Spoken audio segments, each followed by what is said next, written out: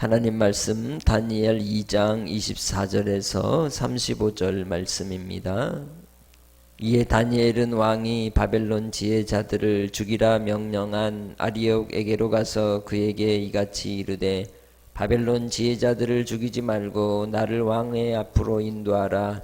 그리하면 내가 그 해석을 왕께 알려드리리라 하니, 이에 아리옥이 다니엘을 데리고 급히 왕 앞에 들어가서 아뢰되 내가 사로잡혀 온 유다 자손 중에서 한 사람을 찾아내었나이다. 그가 그 해석을 왕께 알려드리리이다 하니라. 왕이 대답하여 벨드사살이라 이름한 다니엘에게 이르되 내가 꾼 꿈과 그 해석을 네가 능히 내게 알게 하겠느냐 하니, 다니엘이 왕 앞에 대답하여 이르되 왕이 물으신 바 은밀한 것은 지혜자나 술객이나 박수나 점쟁이가 능히 왕께 보일 수 없으되 오직 은밀한 것을 나타내신 이는 하늘에 계신 하나님이시라. 그가 느부갓네살 왕에게 후일에 될 일을 알게 하셨나이다. 왕의 꿈 곧 왕이 침상에서 머릿속으로 받은 환상은 이러하니라. 왕이여, 왕이 침상에서 장래일을 생각하실 때에 은밀한 것을 나타내시는 이가 장래일을 왕에게 알게 하셨사오며, 내게 이 은밀한 것을 나타내심은 내 지혜가 모든 사람보다 낫기 때문이 아니라 오직 그 해석을 왕에게 알려서 왕이 마음으로 생각하던 것을 왕에게 알려주려 하심이니이다. 왕이여, 왕이 한 큰 신상을 보셨나이다.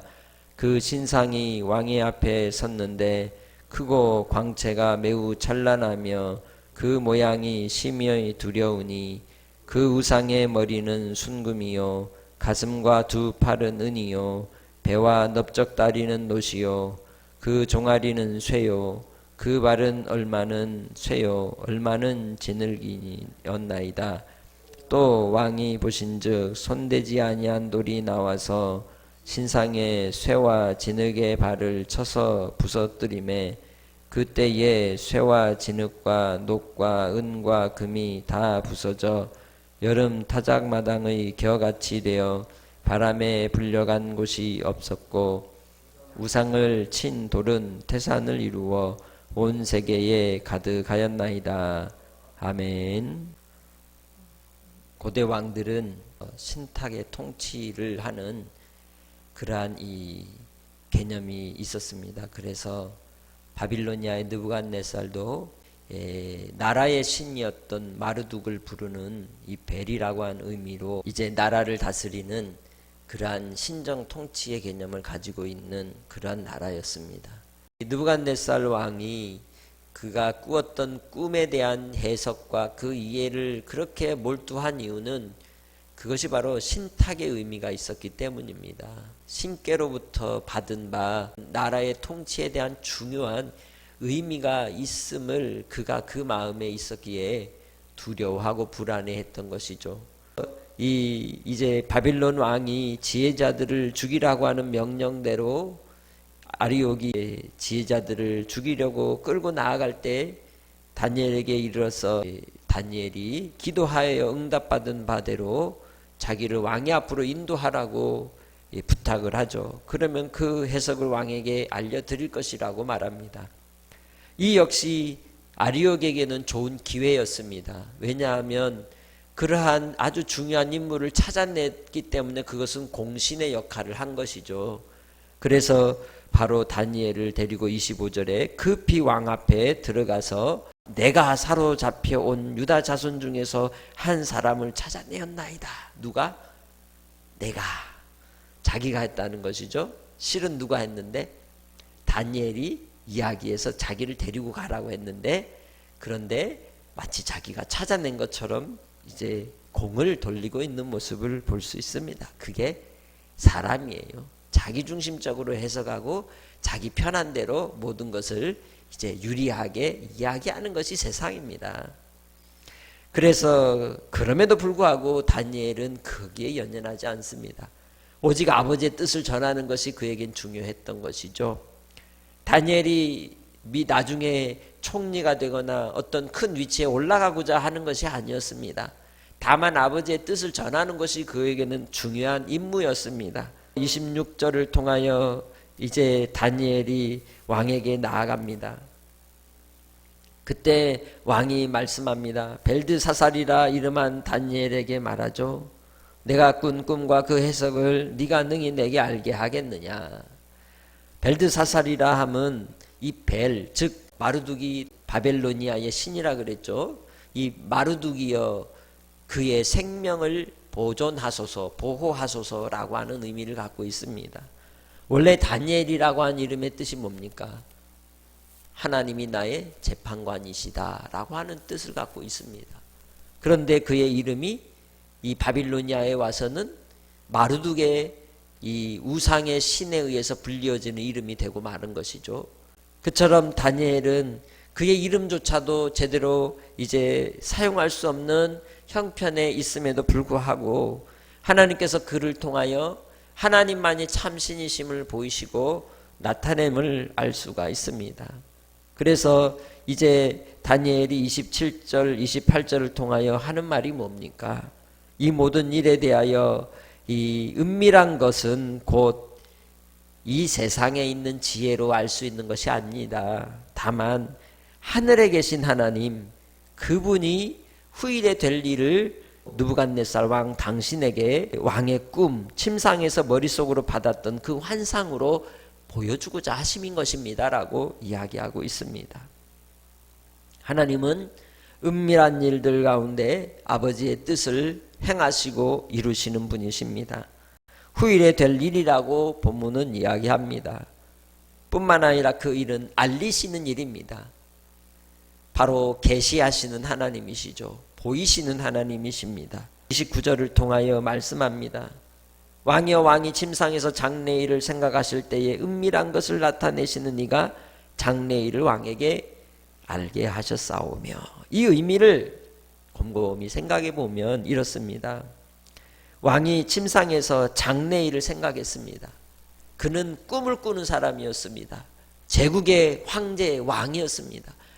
자기가 원하면 마음에 먹으면 어느 나라든 집어삼킬 수 있는 그러한 권력과 힘을 가진 왕이었습니다. 그래서 그는 자기가 하려는 장래일을 구상하고 생각했을 것입니다.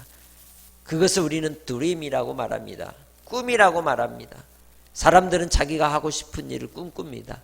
자기의 마음의 소원을 따라 욕심을 따라서 그들이 생각하고 바라는 것이죠.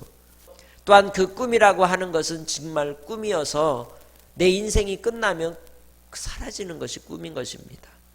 오직 하나님의 하시는 일만이 남는 줄 믿습니다.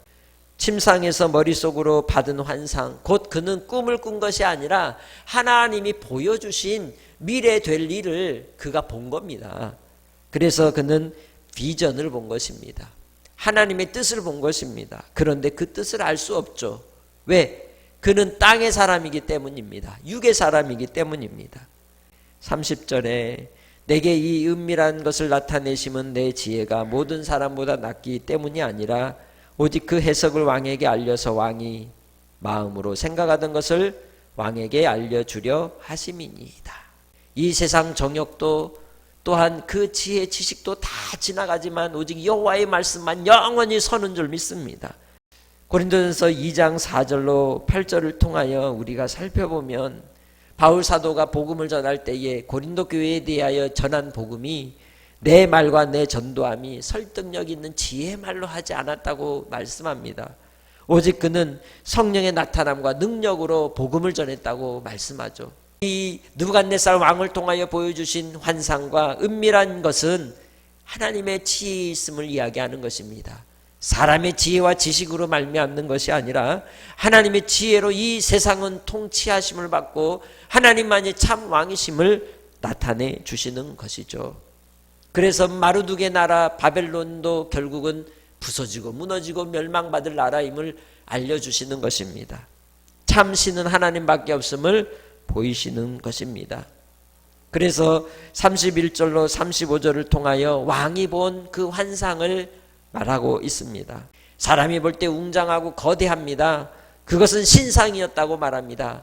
그 나라에 통치하는 상징적 의미를 가진 마르둑의 나라 바빌로니아, 그 뒤를 잇는 많은 나라라 할지라도 다듬지 않은 돌, 곧 손대지 않은 그 돌이 나타나 그 모든 것을 부서뜨려 겨와 같이 바람에 불려가 아무것도 없는 것처럼 사라져버릴 것을 말씀하고 있습니다. 그리하여 그 우상을 친 돌은 태산을 이루고 온 세에 가득하였나이다라고 왕이 본 것을 그대로 보여 이야기하고 있습니다. 곧 이 신상은 가공물입니다. 사람이 만든 것이죠. 그 사람이 만든 것을 우리는 문명이라고 말합니다. 이 세상에 얼마나 많은 문명들이 있었습니까? 그 문화들이 일어났다가는 사라졌고 또한 이어지고 발전하고 퇴보되기도 하고, 그렇게 해서 이 세상이 이제 사람이 세운 문명에 의해서 나아가지만, 그러나 그 모든 것은 예수 그리스도의 십자가로 다 무너지게 되어 있습니다. 예수 그리스도로 말미암는 구원의 나라, 하나님의 나라만이 온전히 서게 되는 줄 믿습니다. 바로 이 바빌로니아의 느부갓네살 왕은 예루살렘을 무너뜨리고 또한 성전을 파괴하고 파멸시켰으나, 하나님은 영원한 통치자로 예수 그리스도를 통하여 자기의 몸을 찢으시고 우리를 위하여 십자가로 말미암아 구속의 은혜를 베푸실 때에 이 세상의 통치자들과 같이 다스리지 아니하시고 섬김을 따라 우리를 구원하시고 우리를 사랑하시되 영원한 하나님의 나라로 이끄시는 주님의 지혜임을 보이시고 있는 것입니다. 태산을 이루어 온 세계에 가득하듯이 하나님을 아는 영광이 온 세상에 가득하고, 또한 복음으로 말미암아 구원받는 주의 백성들이 아버지께로 돌아오는 역사가 일어나는 그 놀라운 일을 바빌로니아의 느부갓네살 왕에게 보이심은 그의 인생도 그의 나라도 영원하지 않되 오직 하나님의 나라만이 영원한 것을 보이시는 것이죠. 오직 하나님의 영원한 나라를 향하여 믿음으로 오늘 하루를 살아갈 때에도 십자가 지신 예수 그리스도를 따라 우리도 우리에게 주시는 십자가 지고 자기를 부인하며 끝까지 믿음으로 주님께 나아가는 지혜자들이 되셔서 여호와를 경외하는 것이 지혜의 근본임을 알고 주님과 동행하는 삶을 통하여 하나님의 나라의 백성으로 한날도 승리하시기를 주의 이름으로 축복합니다. 생명의 주 아버지 하나님, 우리에게 아버지의 뜻을 보이시고 나타내사 영원한 통치자 되시는 주님으로 말미암아 예수 그리스도 안에서 구원받은 하나님의 자녀로 살아가게 하시니 감사합니다. 이 세상의 문명이 발달하고 또 하나님을 대적하여 높아진 시대 속에서 살아가지만 그 속에서 오직 하나님을 믿는 믿음의 성도들의 삶이 진리 안에 있게 하시고 주의 말씀 안에 거하는 복된 삶이 되어 오늘 한날의 삶 속에서도 주의 말씀을 지키는 믿음의 권속들이 되게 하여 주시옵소서.